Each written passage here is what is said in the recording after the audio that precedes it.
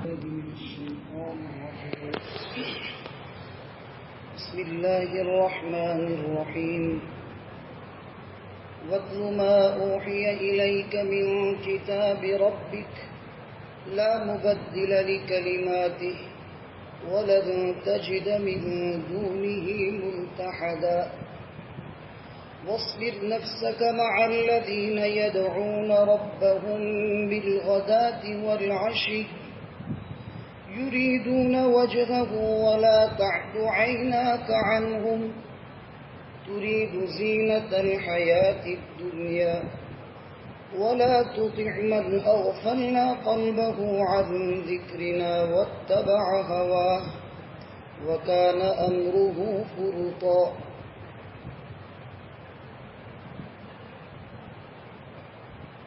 اور تلاوت کرو اے محمد صلی اللہ علیہ وسلم اپنے رب کی کتاب میں سے جو آپ کی طرف بطور وحی بھیجی گئی ہے.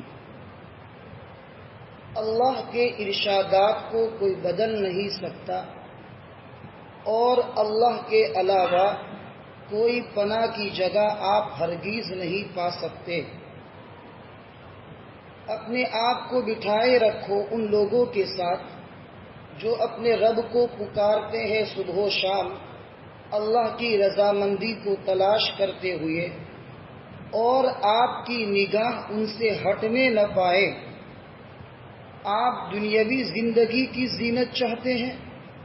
آپ اطاعت نہ کریں ان لوگوں کی جن کے دل کو ہم نے ہمارے ذکر سے غافل کر دیا اور وہ اپنی نفسانی خواہشات کے پیچھے چلتے ہیں اور ان کا معاملہ حد سے بڑھا ہوا ہے.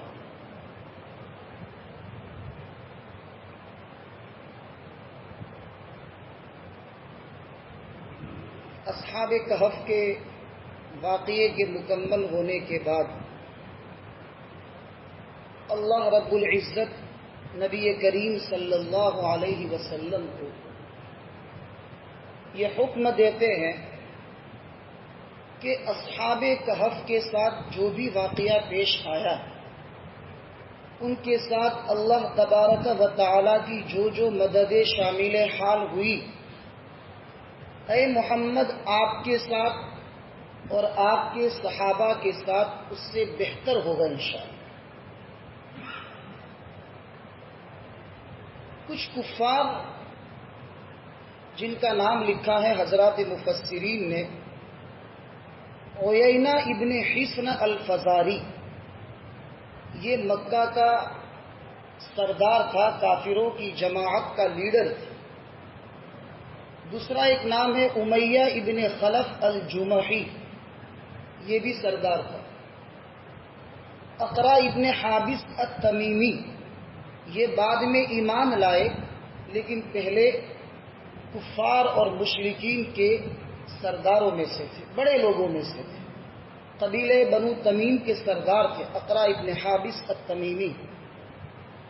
اور چوتھا ایک نام ہے عیینہ ابن بدر. ان چار کے بارے میں حضرات مفسرین نے یہ لکھا ہے کہ وہ لوگ نبی کریم صلی اللہ علیہ وسلم کے پاس آئے اور انہوں نے یوں کہا کہ یہ جو فقیر قسم کے جو لوگ آپ کے آس پاس رہتے ہیں آپ ان کو تھوڑے دور کر دے اور ہم جو مکہ کے جو رئیس اور مالدار قسم کے جو لوگ ہیں ان کو اپنے پاس بٹھائیں اور ہمیں اپنے سے قریب کرے. اگر مکہ کے سردار ایمان لائیں گے تو اسلام کا پھیلنا اور ایمان کا لوگوں کے دلوں میں پہنچنا آسان ہو جائے گا اور ہمارے ایمان لانے کی وجہ سے دوسرے لوگ بھی یہ سمجھیں گے کہ دیکھو مکہ کے بڑے بڑے مالدار اور بڑے بڑے رئیس اور سردار ایمان لاتے ہیں تو دوسرے لوگ بھی ہم کو دیکھ کر ایمان لے آئیں گے. یہ سلمان فارسی رضی اللہ تعالیٰ عنہ, اسی طریقے سے ابو ذر غفاری رضی اللہ تعالیٰ عنہ, حضرت صہیب رومی رضی اللہ تعالیٰ عنہ, بلال حبشی رضی اللہ تعالیٰ عنہ, عبداللہ ابن مسعود رضی اللہ تعالیٰ عنہ, یہ وہ صحابہ تھے جو مکی دور میں بہت ہی فقیر اور تنگدست تھے اور اون کے کپڑے پہنتے تھے، اور مکہ کی سخت گرمی کی وجہ سے اون کے کپڑوں سے بو آتی تھی پسینے کی۔ تو کچھ کفار نے کہا کہ ایسے لوگوں کو اپنے سے دور رکھے اور ہمیں اپنے قریب کرے۔ اور دوسری شکل یہ ہے کہ اگر آپ کو ان حضرات کو آپ اپنے پاس رکھنا چاہتے ہیں تو رکھے، لیکن ان کو علیحدہ رکھے دوسرے کمرے میں، اور ہمیں آپ کے سامنے بٹھائے۔ اللہ رب العزت کو یہ بات ناگوار گزری، اور ان کفار کے اس انداز پر جس سے تکبر اور غرور اور گھمنڈ ٹپک رہا تھا، اللہ تعالیٰ نے فرمایا اے محمد صلی اللہ علیہ وسلم ان کو یہ پیغام دے دو کہ آپ کی طرف جو کتاب اتاری گئی ہے اس کتاب میں جو لکھا ہوا ہے ویسا ہی رہے گا، اللہ کے ارشادات کو کوئی بدل نہیں سکتا، پناہ کی جگہ صرف اللہ کی ذات ہے، اللہ کی ذات کے علاوہ کہیں پناہ نہیں ملے گی۔ اور ہاں وَاصْبِرْ نَفْسَكَ مَعَ الَّذِينَ يَدْعُونَ رَبَّهُمْ بِالْغَدَاةِ وَالْعَشِيِّ، ان لوگوں کے پاس اپنے آپ کو جمائے رکھے جو لوگ صبح و شام اپنے رب کو پکارتے ہیں۔ یہ اگرچہ فقیر ہیں، اگرچہ تنگدست ہے، اگرچہ دنیاوی اعتبار سے ان کی کوئی حیثیت نہیں ہے، لیکن دنیا کی زندگی کب تک؟ انہوں نے آخرت کی زندگی کی کامیابی اللہ اور اس کے رسول پر ایمان لا کر انہوں نے اپنی کامیابی حاصل کر لی ہے۔ اس لیے ایسے لوگوں کی قدر کرے جو اہل ایمان ہوں۔ تو گویا کہ یہ متکبرین، غرور اور تکبر کرنے والے جو مکہ کے کافرین تھے، ان کے اس قول پر اللہ تعالیٰ نے یہ فرمایا کہ ان لوگوں کو چھوڑ دو، مکہ کے کافرین اور رؤساء اور سردار کو کہہ دو کہ تم یہاں سے چلے جاؤ، ہم ان سلمان فارسی اور یہ ابو ذر غفاری وغیرہ جو صحابہ اگرچہ فقیر ہے لیکن ان کو ہم اپنے سے دور کریں گے نہیں۔ معلوم یہ ہوا کہ اللہ کے نزدیک مال کی قیمت نہیں ہے، اللہ کے نزدیک ایمان کی قدر ہے۔ اگر ایمان ہے، کتنے ہی تنگدست اور فقیر ہے اللہ کے یہاں مقبول ہے، کتنے ہی مالدار ہے لیکن آپ کے پاس اس مال پر تکبر ہے تو اللہ کے یہاں بہت بڑا خسارہ ہے۔ صحابہ کرام رضوان اللہ تعالی علیہم اجمعین میں بہت سارے صحابہ مدنی زمانے میں بہت مالدار تھے۔ اتنے مالدار تھے، حضرت عبد الرحمن ابن عوف رضی اللہ تعالیٰ عنہ کے بارے میں پرسوں ہی سبق میں یہ واقعہ آیا تھا۔ ان کی ایک بیوی ہے جس کا نام ہے تمازغ بنت اسبغ الاشجعیہ رضی اللہ تعالی عنہا۔ سن ہجری 6 میں شعبان کے مہینے میں انہوں نے اس عورت سے شادی کی تھی جس کا نام ہے تمازغ بنت اسبغ الاشجعیہ۔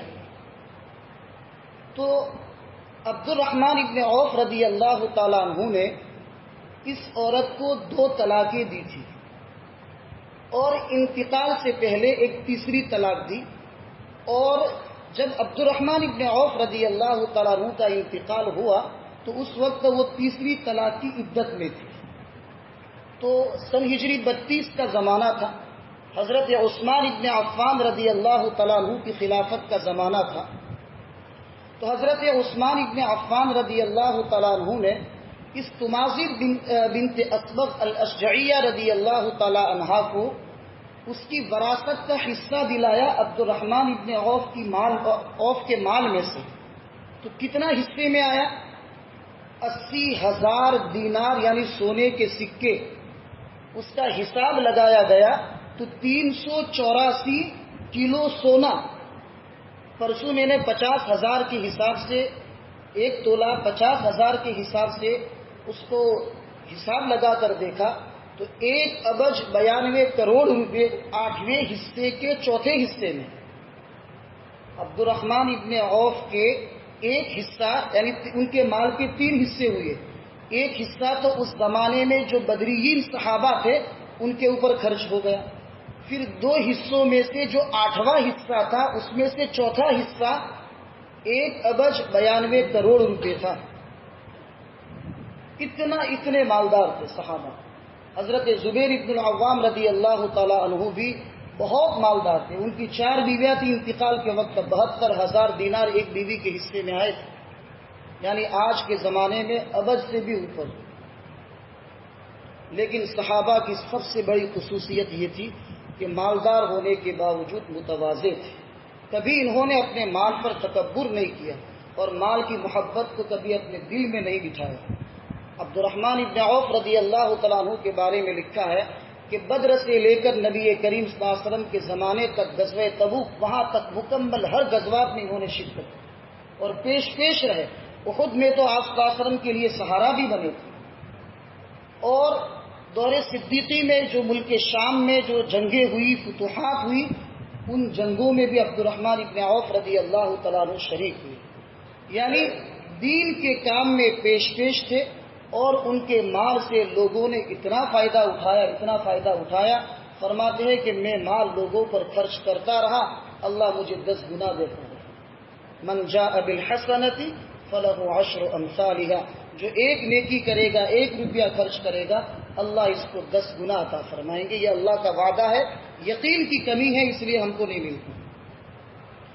تو اس آیت کریمہ میں نبی کریم صلی اللہ علیہ وسلم کو مہذب انداز سے اللہ تعالیٰ متنبہ کر رہے ہیں کہ اگرچہ یہ لوگ فقیر اور تنگ دست ہے، لیکن ان حضرات کو اپنے سے دور نہ کیجیے گا. اگر یہ رؤسائے مکہ اپنے مال کے تکبر میں اور اپنے مال کے غرور میں اگر ایسا بولتے ہیں تو ان کو چھوڑ دو. کیوں کہ یہ حضرات یریدون وجہہ، یہ فقراء ہے لیکن ان کا مقصد اللہ کی رضامندی کو حاصل کرنا ہے. اور ہاں، ولا تعد عیناک عنہم، آپ کی نگاہ ان فقیر صحابہ سے ہٹنی نہیں چاہیے. ترید زینت الحیات الدنیا، مالداروں کو بلا کر اے محمد تم دنیاوی زندگی کی زینت چاہتے ہو. ہرگیز اطاعت نہ کرنا ان لوگوں کی جن کے دلوں کو ہم نے ہمارے ذکر سے غافل کر دیا ہے اور وہ لوگ اپنی زندگی میں اپنی خواہشات پر چلتے ہیں. ارے ان کا معاملہ تو حد سے بڑا ہوا ہے، بس انتظار کرو کہ کب ان کی موت آئے اور پھر جب یہاں آئیں گے تو میں ان کو سخت سے سخت عذاب دوں گا. اب یہ جو باتیں ہوئی تو اللہ تعالیٰ نے پھر اس کے بعد یہ فرمایا کہ محمد ان لوگوں سے کہہ دو، مکہ کے جو رئیس اور جو مالدار قسم کے لوگ ہیں ان سے کہہ دو الحق من ربکم، حق بات تمہارے رب کی طرف سے آ چکی ہے. قرآن کریم میں اللہ رب العزت نے دودھ کا دودھ اور پانی کا پانی کر دیا ہے. کون لوگ جنت میں جائیں گے، کون لوگ جہنم میں جائیں گے، کن لوگوں سے اللہ راضی ہوتے ہیں اور کن لوگوں سے اللہ ناراض ہوتے ہیں. قرآن کریم میں اللہ رب العزت نے صاف بات کہہ دی، الحق من ربکم، حق بات تمہارے رب کی طرف سے آ چکی ہے. اب لوگوں کو اختیار ہے، فمن شاء فلیؤمن ومن شاء فلیکفر، جو چاہے ایمان لائے، جو چاہے کفر کرے. لیکن ایمان لانے پر کیا بدلہ ملے گا، اچھا بدلہ کیا ملے گا، اور کفر کرنے پر کیسا برا بدلہ ملے گا، اللہ نے اس کا تذکرہ کیا ہے. انا اعتدنا للظالمین نارا احاط بهم سرادقها وان يستغيثوا يغاثوا بماء كالمهل يشوي الوجوه بئس الشراب وساءت مرتفقا. جو شخص کفر کرنا چاہے کرے، لیکن آگے کی بات بھی سنیے کہ کفر کرنے والا ظالم ہے. والکافرون هم الظالمون، کفر کرنے والے ظالم لوگ ہیں. کیوں؟ وضع الشیء علی غیر محلہ فہو ظلم. ظلم کس کو کہتے ہیں؟ شیء کو یعنی چیز کو اس کی جگہ پر نہ رکھنا ظلم ہے. انسان کے دل میں اللہ کے ایک ہونے کا عقیدہ نہ رکھنا یہ ظلم ہے. صحیح چیز کیا ہے؟ انسان کے دل میں اللہ کے ایک ہونے کا عقیدہ رکھنا، یہ انصاف ہے. اور انسان کے دل میں اللہ کے ایک ہونے کا عقیدہ نہ رکھنا یا اللہ کا انکار کرنا یہ ظلم ہے. تو جو کفر کرتا ہے گویا وہ ظلم کرتا ہے. اور ظالمین کے لیے ہم نے تیار کر رکھی ہے ایسی آگ جس کو گھیرے ہوئے ہوگی اس کی قناتیں. قناتیں کہتے ہیں چاروں طرف سے، جیسے یہ دیوار، چاروں طرف کی دیوار نے بیچ والا حصہ گھیر رکھا ہے، تو یہ بیچ والے حصے کے لیے یہ چاروں دیواریں قناتیں ہیں. یہ اردو لفظ ہے. تو اس طریقے سے آگ کی لپیٹیں ہوگی دیواروں کی طرح بہت اونچی. ایک روایت میں ہے کہ اتنی لمبی ہوگی کہ 40 سال بھی چلیں گے تو وہ قناتیں پوری نہیں ہوں. ایسے سنگین عذاب اللہ تعالیٰ نے جہنم میں کفار اور مشرکین کے لیے تیار کی ہے. ہم نے تیار کر رکھا ہے ظالمین کافرین کے لیے ایسی آگ کہ جس کی قناتیں ان کو ہر طرف سے گھیرے ہوئے ہوگی. اب جب قناتیں اور آگ کی تپش ان کو ہر طرف سے گھیرے ہوئے ہوگی، وہ یہ چاہیں گے کہ اس جہنم سے نکلے، لیکن قناتیں اور دیواریں اتنی بڑی بڑی ہوگی کہ وہاں سے نکل نہیں سکیں گے، جل بھن جائیں گے. اب سخت گرمی کا احساس ہوگا جہنم میں ان کافرین اور مشرکین کو.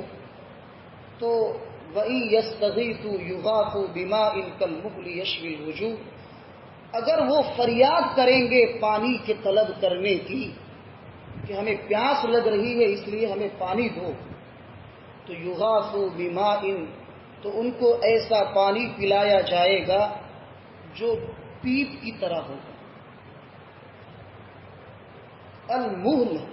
المہل کے مختلف معنی بیان کیے. ایک معنی یہ ہے کہ لوہا یا پیتل، خلیج جو چیزیں معدنیات جس کو کہتے ہیں، کہ لوہا اور پیتل کو پگھلا کر پانی بنا کر ان سے کہا جائے لو پی لو، آپ کی پیاس بجھا لو. ایک معنی تو یہ ہے.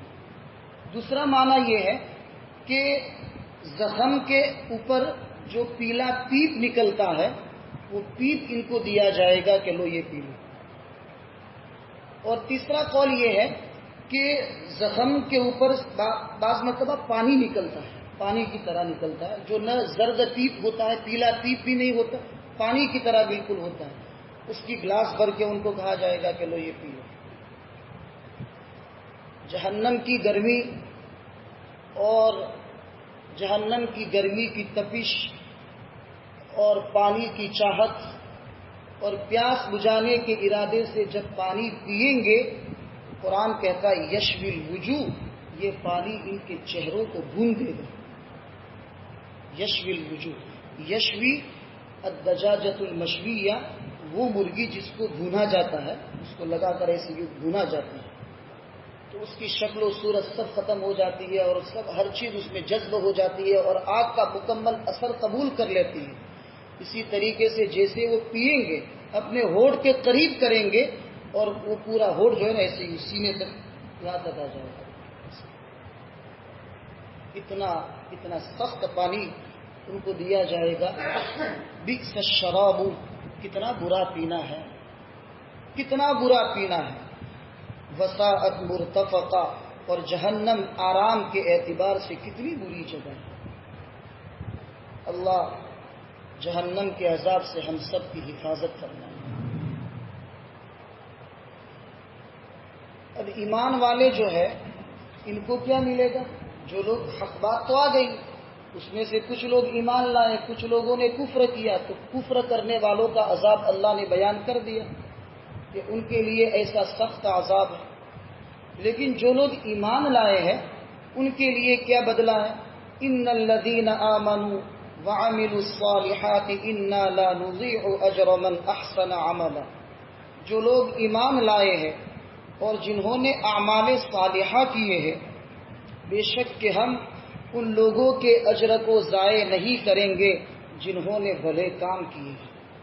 ایک معمولی بھی اچھا کام کیا ہے نا تو اللہ اس کو بھی ضائع نہیں کرے گا، لیکن شرط ہے کہ وہ کام اخلاص کے ساتھ، ریاکاری اور دکھلاوے کے لیے وہ کام نہ کرے. عبادت ہمیں اللہ کے لیے کرنی ہے، مخلوق کو دکھانے سے کیا فائدہ؟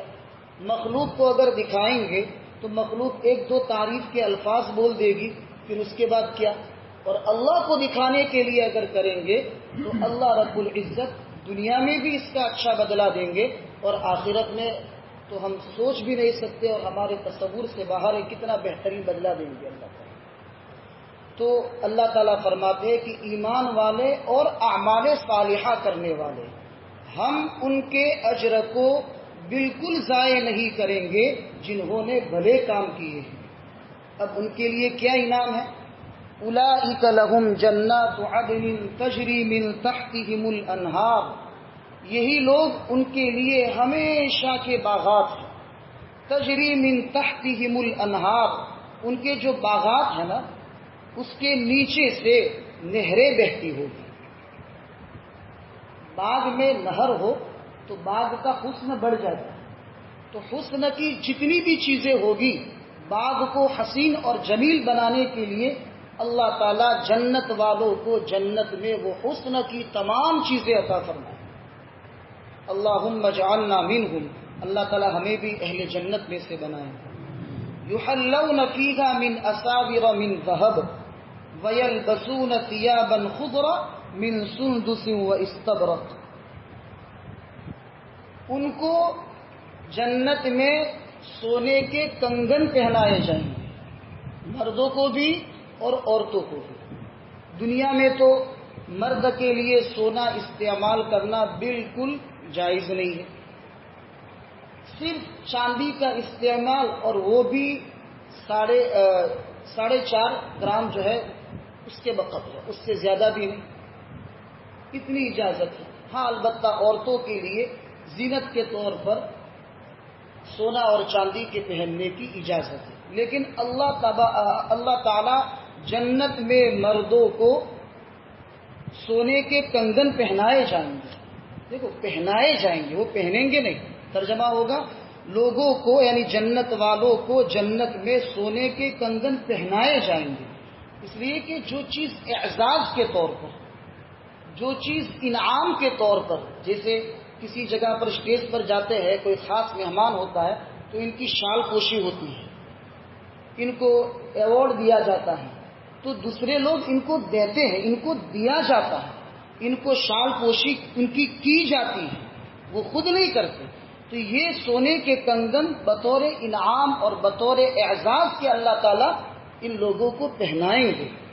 اور جہاں کپڑے کا ذکر آیا وَيَلْبَسُونَ ثِيَابًا، وہ خود سبز رنگ کے کپڑے پہنیں گے، اس لیے کہ کپڑے انسان خود پہنتا ہے اور انعام اور اعزاز لوگ پہناتے ہیں، اس لیے اللہ کہتے ہیں ان کو سونے کے کنگن پہنائے جائیں گے اور وہ لوگ اپنے جنت میں سبز رنگ کے کپڑے پہنیں گے۔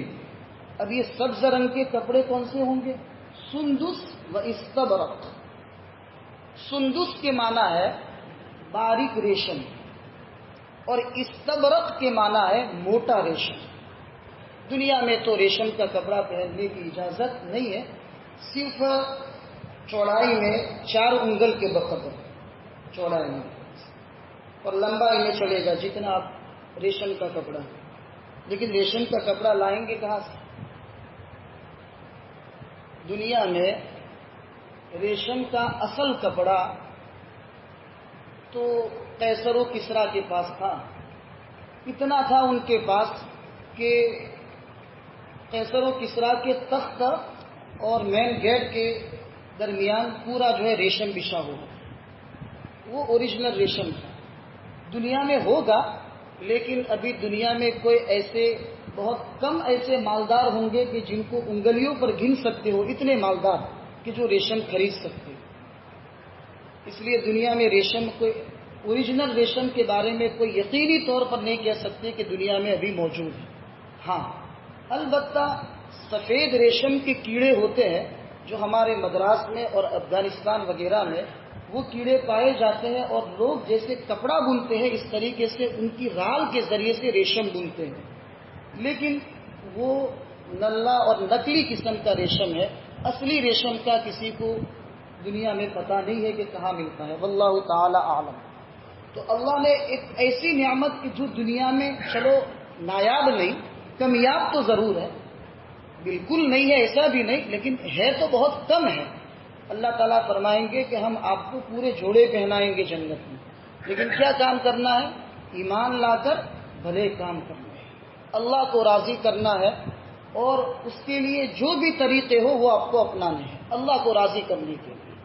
چاہے اس میں آپ کو جھکنا پڑے تو اپنے آپ کو جھکا دو، کوئی بھی طریقہ اختیار کرنا پڑے اللہ کو راضی کرنے کے لیے تو آپ وہ کام کرو، اللہ تعالیٰ یہ انعام دیں گے. من سندس کے معنی باریک ریشم اور موٹے ریشم کے ہر ایک کپڑے وہ لوگ جنت میں پہنیں گے. متکئین فیہا علی الارائک، جب شاندار قسم کے جب انسان کپڑے پہنے گا تو تھوڑا اپنے آپ کو دکھانے کے لیے اللہ تعالیٰ بہترین قسم کی مسہریاں دیں گے، یعنی تخت دیں گے تاکہ سب لوگ تخت پر بیٹھے تو اونچا ہوگا، تاکہ سب لوگ جنت والے دیکھیں کہ ماشاءاللہ کتنے شاندار کپڑے پہنے ہیں، تو دکھاوا بھی ہو جائے گا. تو متکئین فیہا علی الارائک، وہ مسہریوں پر ٹیک لگائے ہوئے ہوں گے، یعنی تخت پر ٹیک لگائے ہوئے ہوں گے. نعمت ثواب، کتنا بہترین بدلہ ہے. وحسنت مرتفقہ، اور آرام کے اعتبار سے جنت کتنی حسین اور کتنی خوبصورت جگہ ہے. اللہ تعالی ہم سب کو جنت الفردوس میں اعلیٰ مقام نصیب فرمائے، بغیر حساب و کتاب کے جنت میں داخلہ نصیب فرمائے، جہنم کے عذاب سے حفاظت فرمائے، اور پوری امت مسلمہ کو اللہ جنت میں داخل فرمائے اور پوری امت مسلمہ کو اللہ تعالی جہنم کے عذاب سے بچائے. اعظم مفتی سعید صاحب نے لکھا ہے کہ اس کے لیے بہترین شکل یہ ہے کہ لا الہ الا اللہ محمد الرسول اللہ، یہ جو ہے ایک چابی ہے، اور اس کے جو دندان ہے نا، اس کے جو کھوچے ہوتے ہیں نا، اس کے جو دندان، اس کے دانت، جو نشانات، وہ اعمال صالحہ ہیں. تو اعمال صالحہ کے ذریعے سے آپ ایسی چابی تیار کر دو کہ جس سے جنت کا دروازہ کھل جائے. اللہ تعالی ہمیں وہ چابی بنا کر اپنے پاس بلائے تاکہ جنت کا دروازہ کھل جائے. وآخر دعوانا